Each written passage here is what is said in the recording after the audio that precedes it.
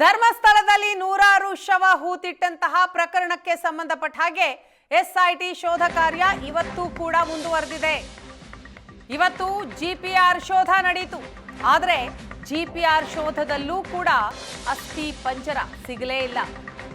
ಮತ್ತೊಮ್ಮೆ ಹುಸಿಯಾಯಿತು ಅನಾಮಿಕನ ಅಂದಾಜು. ಕುತೂಹಲ ಮೂಡಿಸಿದ್ದಂತಹ 13ನೆಯ ಸ್ಪಾಟ್ನಲ್ಲೂ ಕೂಡ ಕಳೆಬರ ಸಿಕ್ಕಿಲ್ಲ. 3 ಗಂಟೆ ಕಾರ್ಯಾಚರಣೆ ನಡೆದರೂ ಕೂಡ ಫಲಿತಾಂಶ ಮಾತ್ರ ಶೂನ್ಯ.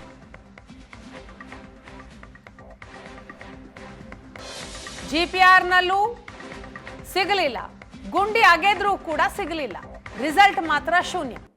13ನೆಯ ಜಾಗದಲ್ಲಿ ಹೆಚ್ಚು ಶವ ಹೂತಿದ್ದೆ ಅಂತ ಅನಾಮಿಕಾ ತನ್ನ ದೂರಿನಲ್ಲಿ ತಿಳಿಸಿದ್ದ. ಈಗ ಅದೇ ಸ್ಪಾಟ್, ಬಹಳ ನಿರೀಕ್ಷೆ ಇತ್ತು ಆತನಿಗೆ. ಆ ಸ್ಪಾಟ್ 13ನೆಯ ಸ್ಪಾಟ್, ಆ ಸ್ಪಾಟ್ನಲ್ಲಿ ಇವತ್ತು ಶೋಧ ಕಾರ್ಯ ನಡೀತಾ ಇದೆ. ಮೊದಲಿಗೆ ಡ್ರೋನ್ ಜಿಪಿಆರ್ ಮೂಲಕ ಶೋಧವನ್ನ ನಡೆಸಲಾಯಿತು. 3 ಸುತ್ತು ಶೋಧ ಆಯಿತು. ಆದರೆ ಆ ಸ್ಕ್ಯಾನ್ನಲ್ಲೂ ಕೂಡ ರಿಸಲ್ಟ್ ಏನು ಸಿಗ್ಲಿಲ್ವಂತೆ.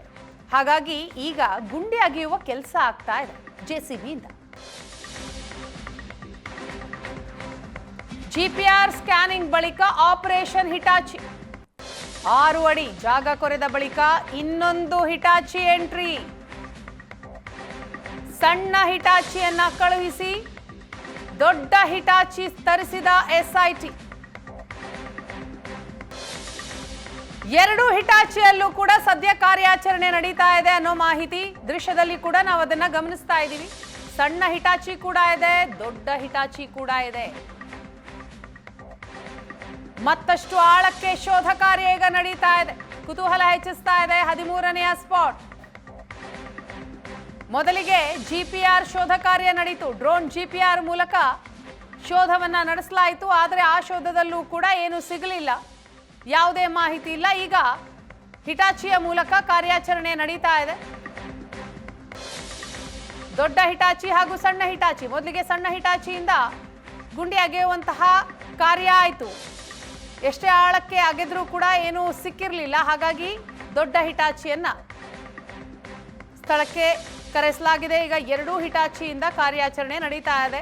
13ನೇ ಸ್ಪಾಟ್ನಲ್ಲಿ ಆಗ್ತಾ ಇರುವ ಕಾರ್ಯಾಚರಣೆಯ ನೇರ ಪ್ರಸಾರದ ದೃಶ್ಯವನ್ನ ನೀವು ನೋಡ್ತಾ ಇದ್ದೀರಿ. ಎಸ್ಐಟಿ ಕಾರ್ಯಾಚರಣೆ ತೀವ್ರಗೊಂಡಿದೆ. 13ನೆಯ ಪಾಯಿಂಟ್ನಲ್ಲಿ ಅಗೆಯಲಾಗ್ತಾ ಇದೆ. ಅಗೆದಂತಹ ಸಂದರ್ಭದಲ್ಲಿ ಕಳೆಬರ ಸಿಗುತ್ತಾ ಅಥವಾ ಉಳಿದ ಸ್ಪಾಟ್ನಂತೆ ಇಲ್ಲೂ ಕೂಡ ಏನು ಸಿಗಲ್ವಾ ಗೊತ್ತಿಲ್ಲ. ಬಹಳ ನಿರೀಕ್ಷೆಯನ್ನ ಇಟ್ಕೊಂಡಂತಹ ಪಾಯಿಂಟ್ ಇದು. ಅನಾಮಿಕ ದೂರುದಾರ ಹೇಳ್ತಾ ಇದ್ದ 10ಕ್ಕಿಂತ ಅಧಿಕ ಶವವನ್ನ ಇದೇ ಜಾಗದಲ್ಲಿ ಹೂತಿದ್ದೀನಿ ಅಂತ. ಈಗ ಆ ಜಾಗವನ್ನ ಅಗೆಯಲಾಗ್ತಾ ಇದೆ. ಜಿಪಿಆರ್ ತಂತ್ರಜ್ಞಾನದ ಮೂಲಕ ಶೋಧ ಕಾರ್ಯವನ್ನ ನಡೆಸಲಾಯಿತು. ಮಳೆ ಬಿದ್ದಿದೆ, ನೆಲ ಒದ್ದೆ ಇದೆ, ಮಾಯ್ಶ್ಚರ್ ಇದೆ. ಇಂತಹ ಸಂದರ್ಭದಲ್ಲಿ ಈ ತಂತ್ರಜ್ಞಾನ ಸರಿಯಾದಂತಹ ರಿಸಲ್ಟ್ ಕೊಡಲ್ಲ ಅಂತ ತಂತ್ರಜ್ಞರು ಹೇಳ್ತಾ ಇದ್ರು. ಹಾಗಾದರೆ ಜಿಪಿಆರ್ ತಂತ್ರಜ್ಞಾನದಿಂದ ಯಾವುದೇ ಮಾಹಿತಿ ಸಿಕ್ಕಿಲ್ಲ. ಸಿಗದೇ ಇರುವಂತಹ ಹಿನ್ನೆಲೆಯಲ್ಲಿಯೇ ಹಿಟಾಚಿ ಮೂಲಕ ಜಾಗವನ್ನು ಅಗೆಯುವ ಕೆಲಸ ಆಗ್ತಾ ಇದೆ. ಈ ಬಗ್ಗೆ ಮಾಹಿತಿಯನ್ನ ಕೊಡ್ತಾರೆ ನಮ್ಮ ಪ್ರತಿನಿಧಿ ಭರತರಾಜ್. ಇದೀಗ ಸ್ಥಳದಿಂದಲೇ ನಮ್ಮನ್ನ ಜಾಯ್ನ್ ಆಗಿದ್ದಾರೆ. ಭರತ, ಬಹುಶಃ ಬಹಳ ಕ್ರೂಷಿಯಲ್ ಒಂದು ಹಂತಕ್ಕೆ ಬಂದಿರೋ ಹಾಗಿದೆ ಎಸ್ಐಟಿಯ ಶೋಧ ಕಾರ್ಯ. ಜಿಪಿಆರ್ ತಂತ್ರಜ್ಞಾನದ ಮೂಲಕ ಶೋಧವನ್ನ ನಡೆಸಲಾಯಿತು. ಈಗ ಸ್ವತಃ ಅಗೆಯುವ ಮುಖಾಂತರ ಹಿಟಾಚಿಯನ್ನ ಬಳಕೆ ಮಾಡಿಕೊಂಡು ಅಗೆಯೋ ಕೆಲಸ ಆಗ್ತಾ ಇದೆ. ಸದ್ಯಕ್ಕೆ ಏನೆಲ್ಲ ಡೆವಲಪ್ಮೆಂಟ್ ಆಗ್ತಾ ಇದೆ, ಏನು ಹೇಳ್ತಾ ಇದ್ದಾರೆ, ಏನಾದರೂ ಕ್ಲೂ ಸಿಗ್ಬೋದಂತ ಇಲ್ವಾ, ಏನು ಚರ್ಚೆ ಆಗ್ತಾ ಇದೆ? ವೀಣಾ, ಹೌದು, ಇದು ಬಹುತೇಕವಾಗಿ ಸತ್ಯಶೋಧನೆಯ ಸತ್ವ ಪರೀಕ್ಷೆಯ ಅಂತಿಮ ಘಟ್ಟಕ್ಕೆ ಬಂದಿದೆ. 13ನೇ ಪಾಯಿಂಟ್ ಏನಿದೆ, ಆ ಪಾಯಿಂಟಲ್ಲಿ ಎಲ್ಲ ತಂತ್ರಜ್ಞಾನಗಳನ್ನು ಬಳಸಲಾಯಿತು. ಯಾವೆಲ್ಲ ಅನುಮಾನಗಳಿತ್ತೋ ಅಷ್ಟು ಅನುಮಾನಗಳನ್ನು ಒಂದು ಜಾಗದಲ್ಲಿ ಕ್ಲಿಯರ್ ಮಾಡುವ ನಿಟ್ಟಿನಲ್ಲಿ SIT ತೆಗೆದುಕೊಂಡಂತಹ ಕ್ರಮಗಳೇನಿದೆ ಅವುಗಳ ಬಗ್ಗೆಯೂ ಕೂಡ ಬಹಳ ಶ್ಲಾಘನೆಗಳಿದೆ. ಅದರ ಜೊತೆಗೆ ನಾನೀಗ ಆ ಜಾಗದನ್ನು ತೋರಿಸ್ತಾ ನಿಮಗೆ ಎಕ್ಸ್ಪ್ಲೇನ್ ಮಾಡ್ತೀನಿ. ಸದ್ಯಕ್ಕೆ ನಾವು ಆ ಭಾಗಕ್ಕೆ ಕ್ಯಾಮರಾ ತಿರುಗಿಸಿದಾಗ ನಮಗೆ ಈಗ ಪಾಯಿಂಟ್ ನಂಬರ್ 13ರಲ್ಲಿ ಕಾಣುವಂಥದ್ದು ಅನ್ನುವಂಥದ್ದು, ಎರಡೆರಡು JCBಗಳು ಏಕಕಾಲದಲ್ಲಿ ಕಾರ್ಯನಿರ್ವಹಣೆ ಮಾಡುವಂಥದ್ದು. ಬಹುಶಃ 13 ಪಾಯಿಂಟ್ಗಳ ಹೊರತಾಗಿಯೂ ಕೂಡ ಅಚ್ಚರಿಯ ಪಾಯಿಂಟ್ಗಳು ಸೇರಿದಂತೆ ಬೇರೆ ಬೇರೆ ಜಾಗಗಳಲ್ಲಿ ಅವರ ಅಷ್ಟು ಉತ್ಖನನ ಪ್ರಕ್ರಿಯೆಗಳನ್ನ ನಾವು ಇಷ್ಟು ಕ್ಲಿಯರ್ ಆಗಿ ನೋಡಿದ್ದಂಥದ್ದಿಲ್ಲ, ಇಷ್ಟು ಕ್ಲಿಯರ್ ಆಗಿ ಕ್ಯಾಮೆರಾ ಕಣ್ಣಿಗೆ ಕಂಡಿದ್ದೂ ಇಲ್ಲ. ಅದರ ಜೊತೆಗೆ ಎರಡೆರಡು JCBಗಳನ್ನ ತಂದು ಆತ ಹೇಳಿದ ಅಷ್ಟೂ ಪಾಯಿಂಟ್ಗಳನ್ನ ಅಗೆಯುವ ಪ್ರಕ್ರಿಯೆಗಳನ್ನ ಇದೇ ಮೊಟ್ಟ ಮೊದಲ ಬಾರಿಗೆ SIT ಟೀಮ್ ಮಾಡ್ತಾ ಇದೆ. ಇಲ್ಲಿ ಗಮನಿಸಬೇಕು, ಅತಿ ಮಧ್ಯಾಹ್ನದ ಹೊತ್ತಿಗೆ SIT team ತಂದಂತಹ drone GPR modern ಪ್ರಕಾರ ಇಲ್ಲಿ ಸುಮಾರು 300 ಮೀಟರ್ಗಳಷ್ಟು ಉದ್ದಕ್ಕೆ ಅದನ್ನ ಸ್ಕ್ಯಾನ್ ಮಾಡಲಾಯಿತು.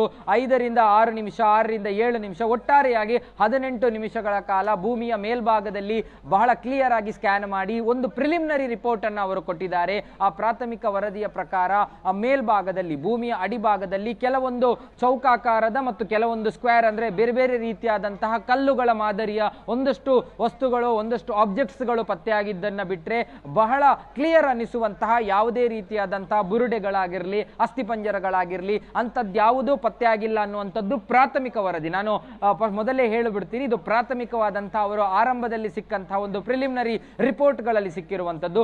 ಈಗ ಅವರ ಡಾಟಾಗಳನ್ನು ಡೌನ್ಲೋಡ್ ಮಾಡಿಕೊಂಡು ಅದಕ್ಕೆ ಸಂಬಂಧಪಟ್ಟ ಕೆಲವೊಂದು ವಸ್ತುಗಳನ್ನು ಫಿಲ್ಟರ್ ಮಾಡ್ತಾರೆ.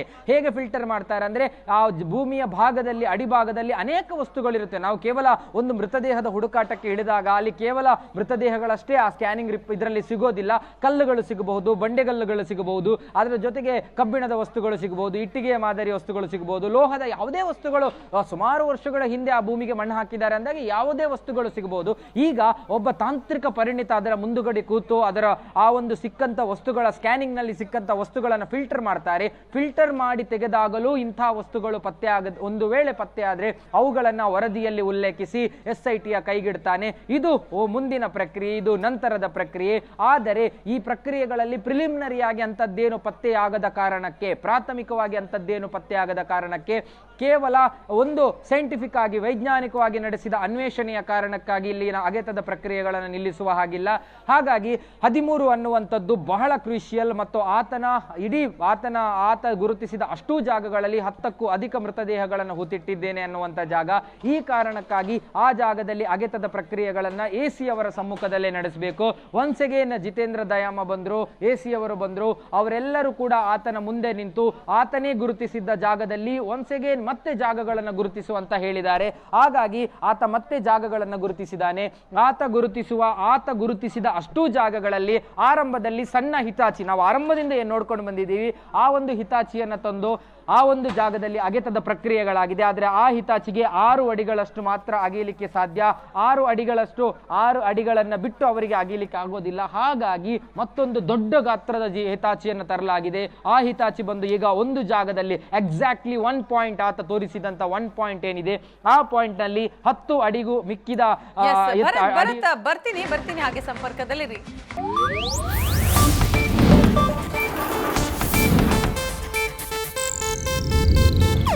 ಇದು ಏಷ್ಯಾನೆಟ್ ನ್ಯೂಸ್ ನೆಟ್ವರ್ಕ್ ಪ್ರಸ್ತುತಿ.